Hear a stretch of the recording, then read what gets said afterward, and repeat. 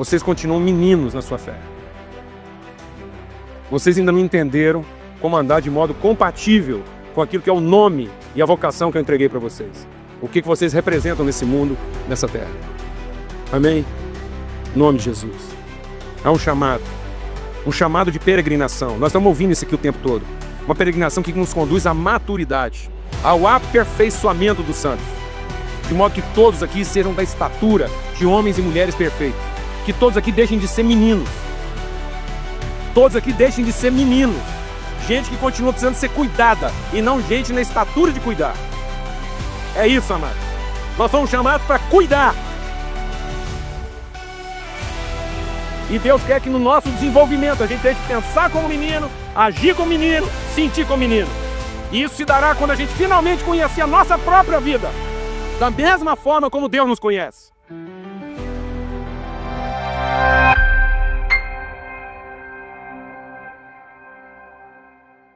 E de uma vez por todas nós temos que entender a fé como um processo de amadurecimento. Pedro, quando fala a respeito da fé, ele diz que nós temos que desenvolver a nossa fé. E desenvolver a nossa fé significa, num sentido dela se tornar cada dia mais densa, mais pura, sem artifícios. Na verdade, quando a palavra de Deus fala de um desenvolvimento de fé, ela fala de uma profundidade de conhecimento e não de uma extensão de conhecimento.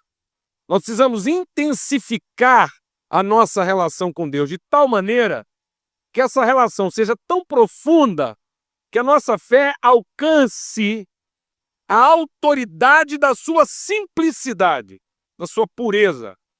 Que ela seja uma fé não fingida, como diz a palavra de Deus. Que ela seja uma fé que ela não necessita de nenhum artifício, de nenhuma cosmética. Então, uma fé que se depura na relação com Deus e não na experiência com o mundo. A fé não se depura nas coisas que a gente conquista no mundo. A fé se depura na experiência e na relação íntima que nós temos com Deus. De modo que a gente não ama mais o mundo e as coisas do mundo. A gente ama a Deus. E ama o que Deus ama. E Deus ama as pessoas. Tudo que Deus fez em favor de salvar e de abençoar as pessoas. Por isso que quando Jesus está conversando com Pedro, na sua despedida, ele diz: Pedro, a sua relação tem que ser tão íntima comigo. Quando você fala de amor para mim, quando você declara o seu amor para mim, isso tem que se traduzir de uma maneira intensa no amor e no compromisso que você tem com gente, com pessoas, e não com nenhuma outra coisa. Amém, irmã? Então isso é uma questão de fé. É uma fé que se desenvolve, é uma fé que ela avança, que ela nos livra da miopia. Pedro, quando está falando de fé, na sua carta, ele diz o seguinte: olha, quem não desenvolve a sua fé é míope. Então, quem não desenvolve a sua fé, ele não vê a luz que se revela a partir do que Deus diz.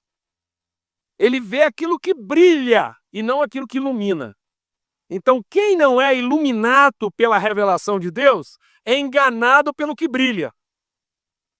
Então, muitas vezes, o brilho das coisas visíveis estão nos distraindo da iluminação das realidades invisíveis. A gente vai ficando tão fascinado pela cosmética, por aquilo que é o aparente do mundo, e tão ocupado com essas coisas que nos atraem, que despertam a nossa atenção, que nós perdemos o foco daquilo que é o verdadeiro propósito da nossa vida, que é amar Deus e pessoas. Amém, irmã? A gente não ama o ministério, a gente não ama o nosso trabalho, a gente não ama essas coisas. A gente não ama casamento. Amém, irmã? A gente não ama símbolos, a gente não ama significados. Se esses significados, por exemplo, não tem jeito de eu dizer que eu amo a minha família se eu não consigo amar as pessoas que compõem a minha família. Eu não posso dizer que eu amo os meus amigos se eu não consigo amar as pessoas que representam essas amizades. Alguém está entendendo o que eu estou dizendo ou não? Então a palavra de Deus está nos chamando para uma coisa profunda. Eu creio que Deus quer amadurecer, desenvolver os nossos processos. Eu creio que Deus tem nos abençoado grandemente até aqui, mas a palavra que nós temos recebido, eu recebi uma palavra profética muito forte ontem à noite, muito forte na minha vida, como há muito tempo assim eu não recebia, de um direcionamento de Deus, especialmente na minha vida, no sentido de otimizar os processos de Deus, de encontrar as coisas de Deus que ainda estão adiante. Amém? Nós somos salvos por uma ação de Deus, e a percepção dessa ação de Deus gera em nós uma convicção tal de propósito que a gente se entrega a uma operosidade que testemunha dessa graça, desse favor. Não fazemos nada para receber salário, mas fazemos tudo para testemunhar nossa esperança e nossa certeza do amor de Deus. Amém, amado? Em nome de Jesus. Não somos empregados, somos trabalhadores. Glória a Deus. É por isso que Paulo diz que ele é escravo. Porque ele é um trabalhador sem salário. Amém, amados? Glória a Deus. Aleluia. Ele é cativo. Ele é prisioneiro. Ele não tem outra opção senão trabalhar naquilo que são os projetos de Deus. Ele não tem outra natureza. Ele foi cativado por esse amor. Esse amor impõe sobre ele. O amor de Deus induz a vida dele e ele não sabe fazer outra coisa a não ser trabalhar em favor desse amor. Glória a Deus, amém? A gente não tem opção. Enquanto alguém aqui tiver alguma opção, vai ser empregado. Vai trabalhar para quem paga mais. E às vezes paga mais no sentido da gratidão, do reconhecimento, né, do favoritismo. E aí você vende a sua alma. Então, esse texto de Efésios 4 é importante para nós porque ele nos joga num contexto totalmente prático de vida da igreja. Então, ele de novo diz aqui que a tradução melhor dessa convicção é a forma como nós entregamos a uma forma de vida, a um estilo de vida que seja compatível do nome, da vocação, do propósito, do destino que Deus estabeleceu para nós. Não é algo que nós escolhemos. A gente não foi em busca de uma definição, a gente estava à procura de uma direção, e a palavra que de Deus se revelou para nós é essa, é isso que nós somos. Andar de modo digno. Então esse andar de modo digno é andar de modo puro, é andar de modo legítimo, é andar sem artifícios, sem adulterações, sem composições, sem arranjos. É ter a força daquilo que é genuíno. É ter a força do que é autêntico. É a força do que não tem vazios. É isso que Deus está querendo da gente. Nós teremos tanto mais autoridade ministerial, quanto menos espaços vazios a gente tiver no coração. Uma dignidade significa uma absoluta correspondência. Deus nos deu um nome, Deus estabeleceu um chamado, Deus colocou um propósito, Deus estabeleceu um destino e a nossa vida está totalmente compatível com essa realidade. É isso que Deus quer da gente.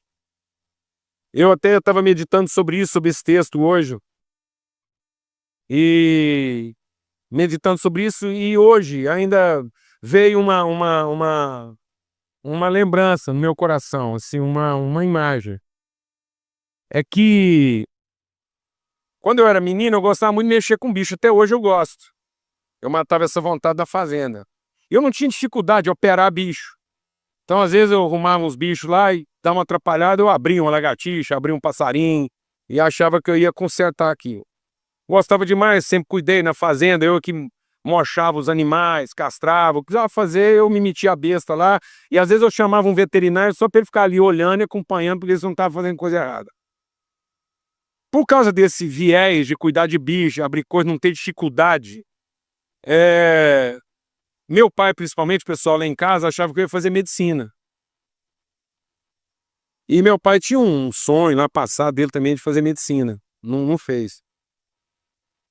Mas quando chegou a hora de eu resolver, assim, faculdade, eu não sabia explicar isso. Se alguém pedisse pra me explicar, eu não sabia. Eu queria fazer engenharia. Um trem dentro de mim, assim, eu queria fazer engenharia. Mas eu entrei com um conflito místico. Que eu queria fazer engenharia, mas ao mesmo tempo eu queria seguir o ministério. E para seguir o ministério eu tinha que fazer seminário, senão ninguém ia me dar a carteira. Eu não ia ter legalidade para trabalhar na igreja. Então eu fiquei naquele conflito, faço uma coisa, faço outra. Fui conversar com meu pai, pedindo a ajuda dele, falei, pai, o senhor é a palavra de revelação. Eu me lembro direitinho dessa tarde. Minha mãe estava recostada na cama, meu pai estava sentado do outro lado, eu entrei chorando. 15 anos de idade, entrei chorando, o vestibular estava chegando, eu ia fazer 16, eu entrei chorando no quarto, depois de orar muito, falar com Deus. Falei, já sei, eles vão me dar a resposta. E eu me lembro até hoje dessa cena. E quando eu entrei no quarto, compartilhei com eles o meu drama, falei, eu queria que vocês me ajudassem a decidir. E a palavra sábia do meu pai foi, o que você resolver, nós estamos com você. Eu entendi que eu tinha que fazer engenharia primeiro. E eu me lembro que, fazendo cursinho, me preparando e tal, eu até estava lembrando aqui hoje, uma coisa muito grata no meu coração. Muito grata. Eu estava me lembrando aqui hoje que fazem exatamente 40 anos que eu e o Chico somos amigos. Isso é uma amizade de muito tempo. 40 anos que a gente anda junto, que a gente se conheceu no cursinho, na escola, fizemos cursinho junto e foi lá no cursinho que o Chico se converteu, né? Teve uma experiência com Deus e a gente daí pra cá sempre andou junto. Então muito legal isso. E aí, mas quando eu fui fazer o vestibular, eu me saí muito bem na prova. Eu fui conferir o gabarito e eu tinha... E naquela época o vestibular era unificado. Você fazia prova para tudo. Então, a diferença nas provas era só a quantidade de pontos. Então, dependendo da faculdade, o número de vagas, aí eram os pontos que você te colocava numa coisa ou noutra. Aí eu me lembro da outra cena. Eu chegando em casa, tinha uma escadinha e eu com o gabarito na mão, todo empolgado. Meu pai estava assim, meio que ou saindo ou entrando no apartamento, assim. Eu me lembro dessa cena, no hall do apartamento. E eu cheguei todo empolgado, falei, pai, fiz tantos pontos, passei em engenharia. Aí ele pegou aquilo, achou muito bom, olhou para mim e falou assim, mas dava para você ter feito medicina. Contando de conta que fez. Como disse, como diz o Biton, depois eu já fiz alguns anos de terapia, já superei isso agora é só um testemunho para edificação. Porque, amados, quando Deus está falando que a gente tem que andar de modo digno, é o seguinte: o que define uma vocação não é o seu potencial, não é a oportunidade, não é a demanda. É a palavra que Deus revela no seu coração.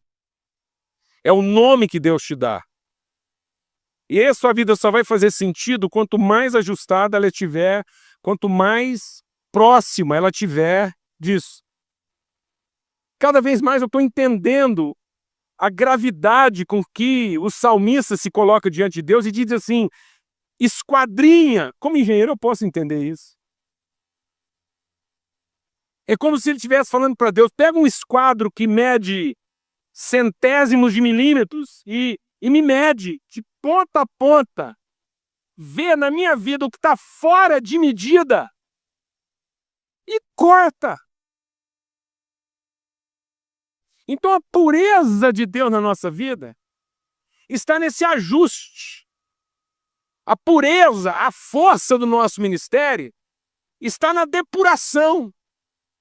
Quanto mais intenso e verdadeiro e autêntico eu vou me tornando naquilo que é a palavra de Deus, de modo que isso possa ser replicado em qualquer lugar, sob qualquer condição.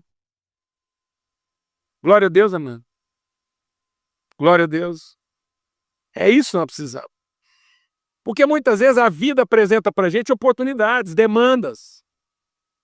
Você já pensou quando Deus chamou Noé para fazer uma arca e nunca tinha chovido? Né? Deus chega para Noé e fala assim, Noé, eu acho que tem potencial aí para uma arca. E Noé olha para Deus e fala assim, Deus, um de nós dois endoidou. Como assim? Deus manda Noé alugar trabalhadores e começar a cortar madeira para fazer um barco num lugar onde nunca tinha chovido. Deus mandou Noé fazer uma coisa que só faria sentido muito tempo depois. Você já imaginou o que é isso? E às vezes, ministerialmente, a gente está cometendo esses equívocos. A gente começa a decidir pelo potencial que às vezes você tem. Ah, eu tenho potencial para tal coisa. As favas. Se isso não for seu nome, se isso não for seu chamado, se isso não for o desígnio de Deus, você vai gastar toda a sua energia e não vai gerar coisa alguma. Você vai gerar cansaço sem produzir trabalho. Por isso que a fé é a certeza de uma realidade ainda invisível. E aí eu me ajusto, eu me enquadro num processo que muitas vezes aos olhos de todo mundo que está à minha volta não faz sentido. Faz sentido só para você. E essa convicção é tamanha na relação com Deus que eu sei suportar a resistência sem que isso me afete, sem que isso me perturbe, sem que isso me confunda. Por isso que lá em Hebreu está escrito o seguinte: a clareza de Jesus quanto ao seu chamado era tão grande que ele sabia enfrentar a resistência dos opositores. E cravado, com os seus olhos cravados naquilo que era a promessa de Deus, ele suportou, ele não teve dificuldades de encarar a ignomínia. Isso é forte, amado, na nossa vida. Isso é muito forte. Uma coisa foi a forma como nós tratamos Jesus, outra coisa foi a forma como ele se sentiu tratado. Glória a Deus. Glória a Deus, amado. A forma como alguém te trata nunca pode ser a forma como você se sente tratado. Porque, num certo sentido, eu não estou sendo tratado por ninguém, eu estou sendo tratado por quem? Por Deus. Jesus nunca foi desapontado nos seus processos, porque ele tinha o quê? Uma certeza de chamado e havia uma dignidade, havia uma coerência, havia um enquadramento, um esquadrinhamento naquilo que era a vontade de Deus. Então rogo-vos, irmãos, pelas misericórdias de Deus, pela compaixão, pelo que Deus se revela, rogo-vos como prisioneiro, como alguém cativo desse chamado, que cada um viva de maneira digna da vocação que recebeu. E isso é o que Deus vai estar trabalhando na nossa vida, para que haja uma depuração. Que às vezes a gente foi acumulando coisas na nossa vida, você, no seu ministério ou no meu, que são penduricalhos, que são adereços, que são recursos, que às vezes num determinado momento são ferramentas. O nosso problema é que muitas vezes você incorpora uma ferramenta ministerial como se aquilo fosse uma característica ministerial. E aquilo é só uma ferramenta. Alguém está entendendo o que eu estou falando ou não? Amém, irmãs? De tanto usar martelo, você transforma sua mão numa marreta. Alguém está entendendo o que eu estou falando ou não? E você não sabe se desvencilhar do martelo. Amém? Então eu preciso entender o meu momento. Em cada momento eu preciso conferir, eu preciso fazer uma averiguação para ver se eu estou andando de modo próprio. E aí eu queria concluir, Deus tem colocado isso no coração, a respeito de a gente levantar um clamor no sentido de oração. Uma oração diante de Deus. Entendendo que esse momento de oração é para que a gente seja transformado. A nossa oração é para que nós sejamos transformados. E transformados, a gente esteja habilitado a mudar as coisas que têm que ser mudadas. O nosso problema, amados, é que muitas vezes na fé cristã nós estamos achando que todo o esforço do cristão é para ser mudado por Deus. E Deus não vai mudar a gente. A fé não é para que a minha vida mude. A fé é para que eu me transforme. A fé não é para que eu mude e venha a ser a pessoa que eu não sou. A fé é para que eu seja transformado na pessoa que eu sou. E tenha autoridade em ser essa pessoa. Amém? Para que a gente tenha autoridade das nossas intervenções. Para que a gente represente a vontade de Deus nas intervenções. Eu vou explicar uma questão aqui, às vezes, de imaturidade da nossa vida. nesse quesito da oração, que é uma coisa assim para a gente fortalecer e amadurecer. Quando os discípulos estavam lá no meio da tempestade, eles acordaram Jesus, para Jesus acalmar a tempestade. E Jesus disse assim para eles: ô gente de fé imatura, ô gente de fé pequena, por que vocês mesmos não repreenderam o vento? Eu vou dizer como é que a gente vem orando na vida. A gente até hoje ora para que Deus cure o enfermo. E a gente não ora para ouvir Deus e ter a autoridade de curar o enfermo. Porque Ele não mandou a gente orar para Ele curar o enfermo. Ele mandou a gente curar os enfermos. Ele mandou a gente libertar o cativo. Ele mandou a gente sarar a cidade. Alguém está entendendo o que eu estou falando aqui ou não? Né? E nós estamos buscando mudanças em Deus, em vez de buscar a nossa própria transformação. A transformação do nosso entendimento. A integridade com que nós vamos enfrentar, inclusive as resistências que nós temos para enfrentar.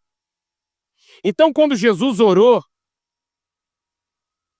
na ressurreição de Lázaro, ele orou, levantou a voz e falou: Pai, eu estou conversando com o Senhor para que todo mundo saiba que eu converso com o Senhor, que isso aqui é uma coisa entre nós dois. E terminando de orar, ele não orou assim: Deus, Pai, ressuscita Lázaro. Ele não falou isso. Alguém viu ele falando isso? Alguém viu ele falando isso? Não. Ele orou, depois de orar, ele disse o quê? Lázaro, sai para fora. Glória a Deus. Porque no seu tempo de oração com Deus, ele discerniu da parte de Deus qual era o propósito que Deus queria cumprir através dele naquela situação. E ele foi lá e mudou a situação que tinha que mudar. Porque sua fé estava limpa. Ela não estava contaminada pela circunstância, ela não estava pressionada pelo desespero de Marta, ela não estava pressionada pelas expectativas dos discípulos. Cada momento na vida de Jesus, ele entendia assim: essa é a minha hora. E em cada hora da minha vida eu preciso saber o que Deus quer revelar através de mim nessa hora. É porque Jesus orava que ele não foi na casa de Marta quando ela pediu. E é porque ele orava que ele foi na casa dela quando ele achava que não adiantava mais. Amém, amados? Para que a gente seja conduzido por Deus. Eu creio que Deus quer nos levar a uma maturidade de fé como ministério. Para que a gente tenha mais autoridade nas nossas intervenções. Para que a gente seja mais limpo nas nossas convicções. Para que a gente entenda o que de Deus se revela através de nós e as coisas que nós temos que mudar e as realidades que nós temos que afetar à nossa volta. Ter essa propriedade, mas nós não vamos ter essa propriedade enquanto a gente ainda estiver distraído com as coisas que nos afetam. Alguém está entendendo o que eu estou falando ou não? Nós não vamos ter essa autoridade enquanto nós estivermos afetados pela realidade que nos rodeia. Enquanto a nossa disposição ministerial estiver afetada pelas circunstâncias favoráveis ou desfavoráveis que eu enfrento. E por isso agora a gente queria ter um tempo de oração. Um tempo em que a gente se quebrantasse diante de Deus. Para que a gente entendesse que nós somos nesse mundo boca do Senhor. Foi o que Jeremias teve que ouvir de Deus. Jeremias foi reclamar para Deus, pedindo que Deus mudasse a realidade. Jeremias foi reclamar para Deus, dizendo: Deus, eu não aguento mais trabalhar com esse povo é duro, a situação é difícil, o Senhor me mandou fazer uma coisa que não tem jeito. E o que Jeremias ouviu de Deus? Quando você se converter, quando o seu coração se converter a mim, então você será a minha boca e essas pessoas se converterão a você. Nós estamos vivendo uma vida de petições. Você enfrenta um abacaxi no seu ministério, o que você faz, amado? Fala para mim, amado. Fala para mim, amado. Você vai lá agarrar com Deus para quê? Fala para mim, meu irmão. Seja honesto. Trem tá difícil no seu ministério, o que você faz? Você vai lá agarrar com Deus e pedir. Deus de misericórdia, ouve a voz do teu servo. Não tem condição um trem desse, Deus. Ouve o meu clamor, Deus. Não aguenta essa situação, Deus. Não aguenta trabalhar sem dinheiro. Não aguenta trabalhar com esses líderes, Deus. Não aguenta essa desgraceira, essa corrupção, Deus. Vai pedindo, irmão. Daqui a pouco o barco afunda. E às vezes Deus até levanta da cadeira dele e fala: ei, gentinha de pouca fé, deixa eu acalmar mais essa tempestade para vocês. Mas vocês são muito tímidos, inadequados. Vocês continuam meninos na sua fé. Vocês ainda não entenderam como andar de modo compatível com aquilo que é o nome e a vocação que eu entreguei para vocês. O que vocês representam nesse mundo, nessa terra. Amém? Em nome de Jesus. Há um chamado de peregrinação. Nós estamos ouvindo isso aqui o tempo todo. Uma peregrinação que nos conduz à maturidade, ao aperfeiçoamento dos santos. De modo que todos aqui sejam da estatura de homens e mulheres perfeitos. Que todos aqui deixem de ser meninos. Todos aqui deixem de ser meninos.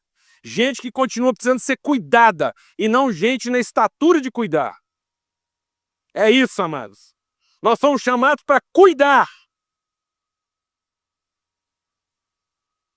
E Deus quer que no nosso desenvolvimento a gente deixe de pensar como menino, agir como menino, sentir como menino. E isso se dará quando a gente finalmente conhecer a nossa própria vida, da mesma forma como Deus nos conhece. E não que a gente continue a conhecer a Deus, da mesma forma como a gente se conhece. Que Deus deixe de ser a projeção das nossas expectativas e nós passemos a ser a concreção dos seus propósitos. Que Deus deixe de ser o objeto da nossa fé e passe a ser a raiz e o aperfeiçoamento dela. Nós estamos fincados nele e estamos aqui para materializar a sua vontade e não para que ele realize os nossos desejos. Amém, irmãs? São os meninos que ficam lá pedindo coisas para Deus. Porque os homens e mulheres aperfeiçoados se apresentam diante de Deus para dizer: eis-me aqui, Senhor, envia-me a mim. Eu quero cumprir essa jornada, eu quero alcançar esse objetivo. Sabe, amados, a palavra de Deus diz lá em Mateus, na introdução da oração do Pai Nosso que a gente meditou aqui hoje à tarde, que pessoas que pensam que de tanto repetir coisas para Deus serão ouvidas, são pessoas que ainda cultuam a Deus como os pagãos, como os gentios. Insistir nas nossas petições a Deus é paganismo. É falta de maturidade espiritual.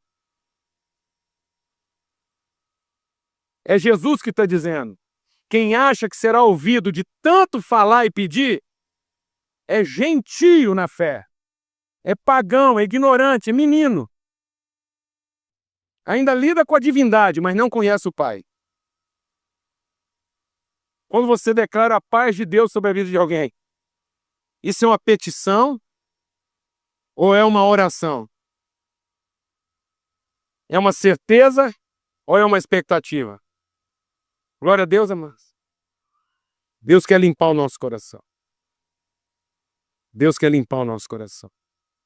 Deus quer nos tornar puros naquilo que é o nosso chamado, aquilo que nós fomos chamados para viver e para realizar. Vamos ter um tempo de oração, vai falando com Deus aí agora e vamos ouvir Deus falar na vida de cada um. É importante que Deus fale na vida de cada um. Há irmãos aqui sucumbindo diante da resistência. Há irmãos aqui responsabilizando os outros pela sua falta de compromisso. Há irmãos aqui que continuam pedindo a mesma coisa tem 10 anos. E estão achando que ainda não foram ouvidos. Paulo pediu 3 vezes e resolveu. Na terceira vez que ele pediu, está resolvido. Ele entendeu que aquilo não ia sair mais, não. Ou ele se conformava com a graça de Deus, ou ele estava perdido. Glória a Deus, amados.